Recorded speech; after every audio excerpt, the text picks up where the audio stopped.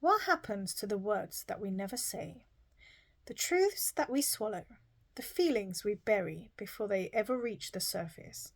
Where do they go?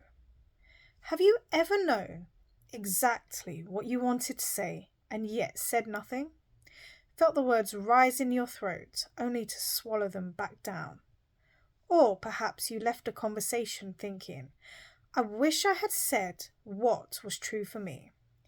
I think many of us know what it feels like to lose touch with our voice, and with that, to lose touch with our power.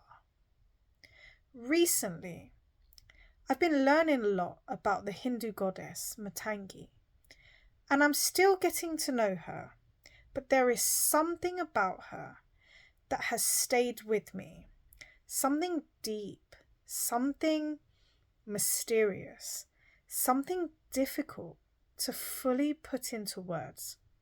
Traditionally, Matangi is one of the Mahavidyas, the 10 wisdom goddesses in Hindu Tantra. She is associated with speech, music, sacred sound, wisdom, and what exists at the margins of society. She is also sometimes described as an unconventional or tantric form of Saraswati, the Hindu goddess of wisdom, music, and beautiful speech. As I've been learning about Matangi, I found myself reflecting deeply on voice, because our voice is so much more than speech. Our voice is how we let ourselves be known. It is how we take up space. It is how we express our truth. It is how we bring what is within us into the outside world. And yet, for many of us, voice can feel complicated. There have been times in my own life when I knew exactly what I wanted to say and swallowed it. Times I became smaller. Times when staying quiet actually felt safer. Sometimes, yes, because of fear, and sometimes to avoid conflict, because being fully seen can feel really vulnerable. And while silence can protect us, sometimes silence comes at a cost.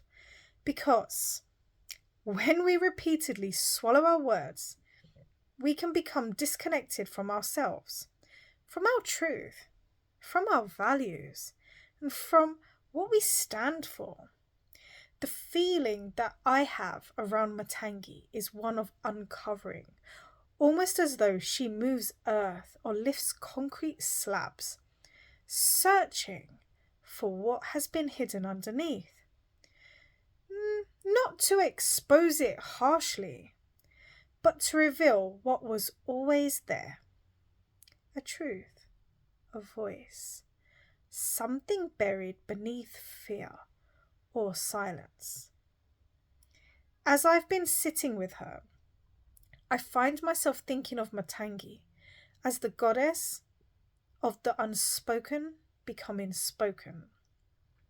Not as a traditional title, but as a reflection of what she invokes or evokes in me. Because perhaps our voice is never truly lost. Perhaps it becomes buried beneath fear, people-pleasing, conflict avoidance, shame, or the belief that we are too much. And perhaps reclaiming our voice is not about creating something new. Perhaps it is about uncovering what was there all along. There is also something deeply moving to me about Matangi's association with what is marginalized and pushed to the edges, because if the divine can be found there, then perhaps what is hidden is not without value. Perhaps what is rejected is not without worth. Perhaps it was never lacking. It was only buried. And that feels important, because how many parts of ourselves Do we hide away? How many truths have we swallowed? How many dreams, desires, opinions, gifts, and parts of who we are have we pushed aside because they felt inconvenient, unacceptable, or unsafe? Perhaps they were never really without value. Perhaps they were simply waiting to be uncovered, dusted down, breathed back to life, so that they could rise and they could be seen, so that they could soar. I think speaking our truth matters because it roots us in who we are. Our voice grounds us in ourselves. When we speak of and from our values, we feel powerful. Not because we have power over others, but because we are standing in our truth. Because our words, our values, and our actions become aligned. And there is something deeply grounding about that. Because when we are aligned, we feel rooted, we feel whole, and we feel more fully ourselves. And perhaps, just perhaps, when we repeatedly silence ourselves, we do not only lose our voice, sometimes we lose touch with parts of ourselves too. And perhaps this is where courage comes in. Not necessarily the courage to speak louder, but the courage to be known. And you know what? I love that phrase, the courage to be known, because to be known is vulnerable, and to be known means allowing people to see who you really are, your truth, your values, your hopes, your boundaries, your voice. And perhaps that is what so many of us fear. Not the speaking itself, but what happens after we speak. Will we be accepted? Will we be understood? Will we still belong? And yet there comes a point where remaining hidden costs us too much. Where staying silent costs us too much. Where we realize that we cannot continue abandoning ourselves. And perhaps this is what Matangi stirs within us. The uncovering of what was hidden, the revealing of what was rejected, the awakening of the confidence to reveal who we truly are.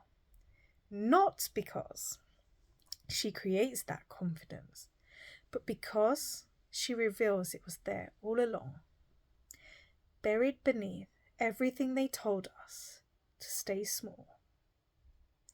Perhaps reclaiming our voice is not simply about speaking.